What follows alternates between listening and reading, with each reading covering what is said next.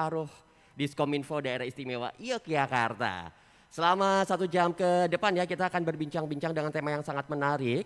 Untuk Anda ya bisa berpartisipasi silahkan monggo ya untuk follow Instagram @kominfo.diy dan juga YouTube @kominfo.diy. Monggo boleh di follow kemudian boleh juga di subscribe ya. Anda bisa menyaksikan acara ini live selama 1 jam ke depan dan Anda juga ya boleh bertanya nanti ya seputar tema yang sangat menarik. Pastinya juga ya selama 1 jam ke depan kita nanti juga akan dibuat penampilan oleh Senarai Band ya. Tadi sudah membuka acara kita dengan sangat menarik. Nah, baik tema hari ini membangun budaya digital yang baik. Nah, seperti apa sih cara membangun budaya digital yang baik ya? Untuk itu telah hadir 4 narasumber yang luar biasa ya di Selasa Serawung Gali Coworking Space Dinas Kominfo Daerah Istimewa Yogyakarta. Narasumber yang pertama adalah beliau Ibu Dr. Sayuri Ega Ravanda Eskom MN ya atau akrab disapa Bu Sari. Halo, selamat pagi Bu Sari, apa kabar? Selamat pagi Mas Oka, selamat pagi rekan-rekan semua. Sehat nggak? Alhamdulillah. Wah, Sehat. syukurillah. Tapi agak-agak sedikit ini, ada gangguan ini Mas Oka. Kenapa Bu? Kebanyakan daging. Kemarin kebanyakan nyate ya Bu Iya, ya? saya hitung sudah 2 kilo kayaknya. Wah, 2 hari. 2 kilo. Alhamdulillah ya ikut lebaran ya. Terima kasih Bu Sari. Baik, dan beralih ke narasumber yang kedua, beliau adalah Bapak Dr. Stefanus Christian Handoko, Eskom MM atau akrab disapa dengan Pak Steve selaku anggota Komisi D DPRD Daerah Istimewa Yogyakarta. Pagi Pak Steve, sehat? Pagi juga, salam luar biasa lah.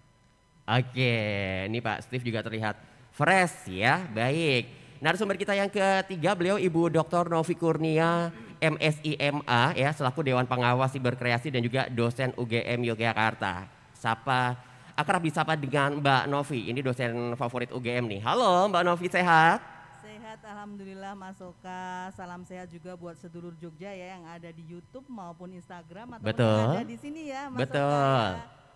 Sehat ya Mbak Novi ya, wasukurillah. Baik. Kemudian juga narasumber kita yang keempat ya ada Bapak Krisno Wibowo MSI selaku Pemret Suara Kampus. Pak Krisno, selamat pagi, Sugeng Rawu, sehat? Selamat pagi, salam sehat terutama teman-teman muda ya. Ini.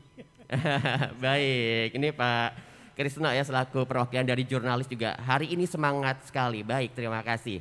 Pak Steve, apa sih peran dan dukungan DPRD Daerah Istimewa Yogyakarta ya dalam membudayakan cara berdigital yang baik? Mengingatkan kita tahu ya banjir informasi, banyak hoax, apa segala macam. Silahkan. Kalau kita bicara terkait dengan Yogyakarta, DIY, kita sungguh luar biasa sebenarnya karena sejak 2006 Baik. sudah sangat lama sekali Pak Gubernur sudah mengeluarkan pergub terkait dengan Jogja Cyber Province. Jadi kalau wilayah lain baru bicara terkait dengan bagaimana membangun wilayahnya menjadi digital, kita sejak 2006 sudah punya pergub yang sangat luar biasa waktu itu ya. Bagaimana rencananya akan membangun daerah istimewa Yogyakarta itu menjadi wilayah cyber 2006. Kemudian dalam perkembangannya ada pergub yang lainnya yang berusaha untuk mendukung implementasi bahwa Yogyakarta itu bukan hanya dikenal dengan kota budaya, kota pendidikan, tapi diarahkan menjadi kota yang digital. Ada pergub waktu itu muncul terkait dengan pergub rencana aksi Jogja Smart Province ini 2019 untuk 2019 sampai dengan 2023. Kemudian di DPRD juga punya peran di sana bagaimana kita memperkuat secara regulasi sehingga mempermudah OPD ataupun mitra kerja di DPRD untuk bisa mewujudkan apa yang diharapkan oleh Pak Gubernur, apa yang diharapkan oleh masyarakat secara luas terkait dengan bahwa Yogyakarta ini sudah arahnya harusnya bertransformasi ke arah digital. Muncul pergub waktu itu nomor 3 2019 tentang pengelolaan dan pemanfaatan teknologi informasi dan komunikasi. Nah, itulah dorongan ataupun dukungan dari DPRD. Bagaimana kita melihat bahwa kalau nggak ada regulasi yang tepat, tidak ada regulasi yang benar gitu kan, itu juga akan membuat rekan-rekan kita di eksekutif juga agak sedikit takut-takut gimana gitu kan. Apakah yang dilakukan itu sudah benar sesuai dengan prosedur, sesuai dengan anggaran ya, penganggarannya, karena ini kan uang negara ya, uang pemerintah, uang masyarakat, dari pajak masyarakat. Jadi kita benar-benar harus hati-hati. Dan progres selanjutnya saya melihat bahwa rencana aksi Jogja Smart Province ini kan sudah mau hampir habis ya. Karena pergubnya ini tertera bahwa rencana aksi ini untuk 2019 sampai dengan 2023. Dan di internal DPRD sendiri, dan itu secara spesifik saya sendiri yang mendorong adanya perda khusus. Jadi ada saya mengusulkan ada perda terkait dengan Jogja Smart Province. Jadi jangan dibayangkan bahwa Jogja Smart Province itu hanya sebuah aplikasi, tapi kita akan membangun ekosistem digital. Nah, di mana di dalamnya ada smart culture, ada budaya terkait dengan budaya digital di situ. Jadi kita akan memperkuat secara regulasi ke depan, dan ini usulan ini sudah masuk dalam bab pemperda. Jadi usulan saya sudah saya masukkan ke dalam Badan Pembuat Peraturan Daerah dan sedang diproses pembahasan juga gitu. Jadi mudah-mudahan ke depan kita punya perda yang memang kuat gitu ya, di mana kebutuhan terkait dengan transformasi digital ini memang didukung juga oleh regulasi. Dan saya dengar juga di pusat di Jakarta juga arahnya sudah ke arah ke sana, bahwa nantinya akan ada pemerintahan digital, ada digital governance ini katanya dalam proses rancangan undang-undang. Jadi kita inline lah antara pusat dan provinsi, daerah istimewa Yogyakarta ini kita mencoba untuk inline supaya kita ketika bicara transformasi digital termasuk budayanya juga kita nggak gagap. Dan kita siap dengan kondisi seperti itu, karena kita terkenal juga kota pendidikan, tentunya juga banyak orang-orang berpendidikan di sini yang paham tentang proses transformasi digital. Gitu Mas. Terakhir ya untuk Pak Steve, Pak, kita pengen tahu dong apa sih konsekuensinya ya jika masyarakat tidak menerapkan budaya digital dengan baik. Ada nggak sih konsekuensinya? Silahkan. Mengenai ruang digital sebenarnya nggak sama, nggak terlalu berbeda. Kondisi di masyarakat sekarang ini ya, maksudnya di dunia real, dunia nyata, hanya kita medianya saja yang berbeda ya. Jadi yang perlu diingat bahwa walaupun kita berada di ruang digital, kita bersosialisasi di media digital, ada hal-hal yang harus kita ingat bahwa kita masih masyarakat yang bersosialisasi dengan kebudayaan lokalnya. Betul. Tadi diingat bahwa kita harus cinta kepada produk dalam negeri, cinta terhadap Indonesia, tapi saya akan lebih menekankan karena kita konteksnya adalah Yogyakarta, kita harus ingat bahwa kita punya tata nilai budaya Yogyakarta yang sangat luhur. Bahwa di dalam tata nilai budaya di Yogyakarta, di daerah istimewa Yogyakarta, kita masih mengingat ataupun kita kenal dengan toleransi, menghargai, kemudian kita punya semangat gotong royong, kerjasama, kolaborasi. Bahkan kita juga sekarang diperkenalkan, diperkuat dengan tata nilai budaya Yogyakarta yang sawiji, greget, sengguh, oramingko. Di situ sangat luhur nilainya. Bahwa ketika kita berbuat sesuatu, kita harus berani menanggung resikonya. Termasuk juga ketika kita bicara di ruang digital. Betul. Jangan sampai kita mengira bahwa ruang digital itu ruang yang tidak terjamah oleh hukum. Ada undang-undang ITE. Ada berbagai macam aturan di sana yang bisa mengikat, menjerat orang-orang yang berbuat di luar dari aturan. Jadi kalau kita menyebarkan hoax, berita bohong gitu kan. Ketika kita bicara mengenai dalam ranah budaya lokal saja, ketika kita dicap sebagai pembohong aja sudah repot kan. Apalagi kalau kita bicara mengenai ruang digital. Jejak digital itu tidak mudah untuk dihapus. Dan ketika kita sebagai orang yang dikenal dengan orang yang menyebarkan berita bohong, menebarkan kebencian, menebarkan permusuhan, itu susah sekali kita untuk menghapus, dan itu merupakan yang harus disampaikan kepada masyarakat.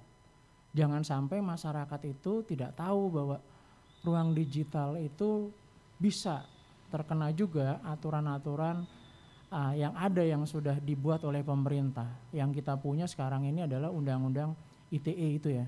Jadi mau nggak mau masyarakat juga harus melakukan internet sehat ya. Bagaimana kita menggunakan internet dengan baik gitu ya. Untuk pekerjaan, untuk komunikasi, untuk pendidikan, untuk hal yang lain-lain sekarang dipermudah. Tapi juga di sana banyak sekali berseliweran informasi konten yang negatif juga. Jadi kita harus benar-benar pintar-pintar memilih, kemudian bahkan kalau kita men-share juga itu juga kita harus cermat. Jangan sampai kita menjadi bagian dari kelompok yang menyebarkan kebencian, menyebarkan berita bohong. Dan di situ ada konsekuensinya tadi saya bilang bahwa segala sesuatu di ruang digital itu sekarang sangat mudah terpantau dengan berbagai macam teknologi yang dimiliki oleh pemerintah, kepolisian, sangat mudah sekali untuk memantau isu-isu yang kurang baik, yang negatif gitu ya. Dan itu konsekuensinya hukum. Bahkan bisa juga kita masuk ke penjara dan itu banyak sekali terjadi loh Mas. Jadi entah itu mama ya yang menyebarkan berita hoax, kemudian ada remaja, bapak-bapak, bahkan berita terkait dengan kebencian juga sekarang banyak sekali yang diproses. Betul. Ya kan, diproses, misalkan kita tanpa sengaja mengira bahwa kita hanya memforward, kita tidak menjadi bagian. Sebenarnya dengan kita memforward berita pun, kita termasuk dalam kelompok sebagai orang yang menyebarkan isu tersebut, baik itu kebencian ataupun isu-isu yang negatif yang lain. Kan banyak tokoh-tokoh juga yang terjerat karena masalah seperti itu. Betul. Dan saya harap di Yogyakarta ini dengan cara semacam ini kita lebih paham lagi, lebih hati-hati lagi bahwa kita tidak boleh dengan sembarangan menyebarkan sesuatu di ruang digital. Kita harus benar-benar memikirkan kembali apakah itu benar. Karena apa yang kita sebarkan itu tanggung jawab kita dan itu bisa berbalik lagi ke kita gitu. Berbalik lagi dalam bentuk apa? Entah itu positif atau negatif. Amit-amit kalau itu negatif ya. Jadi kita terjerat hukum gitu, masalah kayak gitu. Baik, silakan Pak Steve menambahkan. Kalau dari saya terkait dengan tantangan yang terjadi di Yogyakarta, daerah istimewa Yogyakarta, lebih kepada kita membuat, kalau dari sudut pandang saya sebagai legislatif ya terkait dengan dukungan regulasinya. Ketika OPD itu menginginkan ada berbagai macam program yang bisa berkolaborasi dengan pihak-pihak terkait, bahkan dengan kampus, dengan perusahaan teknologi, dengan perusahaan yang berbagai macam sektor itu ya, itu kan kadangkala juga terbentur adanya regulasi atau tidak adanya regulasi. Jadi saya melihat bahwa dengan sebaiknya kita harusnya sudah memiliki regulasi yang mendorong ke arah ke sana.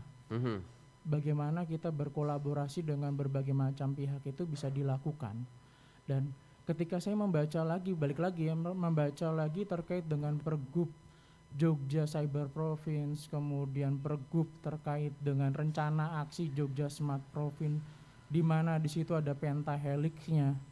Keterlibatan pihak A dengan pihak B, pihak C, baik itu di internal pemerintahan ataupun di eksternal, itu memberikan gambaran yang sangat luar biasa bahwa kita seharusnya sudah melangkah ke arah ke sana yang lebih intens. Dan tapi di situ ada celahnya juga ya. Kalau kita bicara mengenai Pergub itu masih ada celahnya. Dan saya melihat bahwa celahnya itu seharusnya segera ditutupi dengan adanya regulasi yang lebih kuat lagi. Sebelumnya kita melihat ada Perda nomor 3 tahun 2019 tentang pengelolaan dan pemanfaatan teknologi informasi dan komunikasi, tapi di situ tidak jelas mau seperti apa sih kolaborasinya, apa yang kita harapkan, outputnya seperti apa, gitu kan. Nah saya berharap dengan adanya nanti Perda Jogja Smart Province, pentahelix itu lebih lebih jelas lagi porsinya seperti apa, termasuk di dalamnya terkait dengan pengembangan kebudayaan digital ya. Bagaimana kita mengingatkan kembali bahwa kita ini Jogja istimewa. Tidak hanya diketahui oleh orang-orang tertentu saja, tapi harusnya semua orang yang ada di Yogyakarta termasuk orang pendatang juga. Jangan sampai orang yang merasa merasa datang ke Yogyakarta karena budaya kita permisif ya. Baik. Jadi mereka seenaknya aja gitu kan, bertindak dengan di luar nalar gitu kan, jauh dari kebudayaan lokal kita sendiri gitu. Dan saya kemarin baru aja baca nih Bu Sari ya, Yogyakarta termasuk kota yang luar biasa, daerah istimewa Yogyakarta yang sangat luar biasa karena Kominfo. Kementerian Komunikasi dan Informatika menganugerahi kita sebagai daerah yang memiliki literasi digitalnya nomor 1 se-Indonesia. Wow. Jadi tepuk tangan buat Jogja ya, istimewa. Jadi menurut saya itu juga bukan hanya peran segelintir orang, tapi semua orang berkolaborasi, termasuk juga Kominfo kita yang tadi kita sangat luar biasa mendengar bahwa ada 400 kilo jaringan internet yang dibangun. Baik. 400 kilo, 400 desa ya? Desa ya. 400-an sekian desa yang sudah terhubung dengan jaringan internet. Jadi hampir nyaris semua desa di Yogyakarta sudah terkoneksi dengan jaringan internet yang dibangun oleh Kominfo kita. Itu salah satu indikator bahwa arah kita, baik itu DPRD dengan Pak Gubernur dengan pemerintahan secara keseluruhan memiliki semangat yang sama. Semangat untuk membangun Yogyakarta bertransformasi digital itu dengan arah yang tepat. Nah, namun kalau kita ngelihat ke regulasi di level perdanya, kita masih membutuhkan sebenarnya Perda Jogja Smart Province. Baik. Itu untuk memperkuat apa kan pertanyaannya seperti itu. Untuk apa sih Pak Steve gitu ya kan, Mas Bro Steve itu untuk apa? Ternyata di dalam rencana aksi Jogja Smart Province itu memang membutuhkan itu.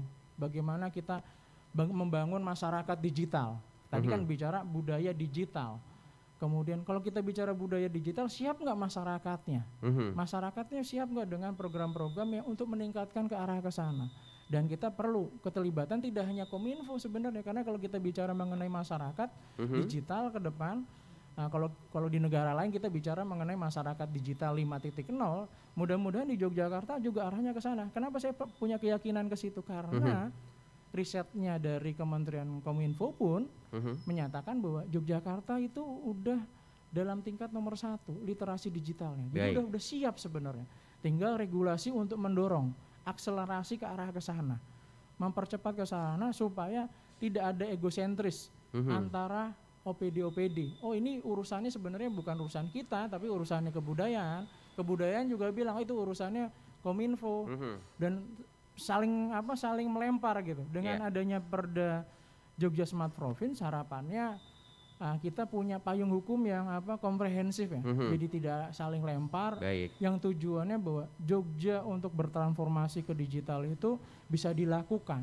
Ada payung hukumnya. Jadi walaupun di Kominfo itu sebagai leadernya, tapi bukan sama-sama melempar kerjaan ya, melempar tanggung jawab, tapi kita juga bisa berkolaborasi. Dan di DPR pun saya berharap tidak hanya saya saja yang mendorong ke sana, tapi karena kalau kita bicara tugas tupoksinya DPRD kan tidak hanya membuat perda, tapi terkait dengan anggaran. Ketika perdanya ada, program kegiatannya mungkin bisa dimunculkan, ada anggaran. Mungkin tadi mau curhat, tadi nggak sempat bicara tentang anggaran. Saya sudah deg-degan, ini pasti arahnya anggaran nih. Nah, ini menarik ini. Kenapa? Karena kalau kita ngelihat di layar ya, kita lihat ada logonya Yogyakarta, ada logo satu lagi tuh, kuning dan hijau dan warna putih, dana keistimewaan. Nah, kegiatan semacam ini juga termasuk yang didanai oleh dana keistimewaan. Dan harapan saya dana keistimewaan itu juga menunjang, mendorong terkait dengan kebudayaan. Kita bicara kebudayaan bukan hanya terkait dengan pementasan, tapi terkait dengan semua cipta, karsa, rasa dan seterusnya yang ada di Yogyakarta, termasuk juga teknologi. Karena objek kebudayaan ternyata pengetahuan dan teknologi dalam Perdais itu muncul.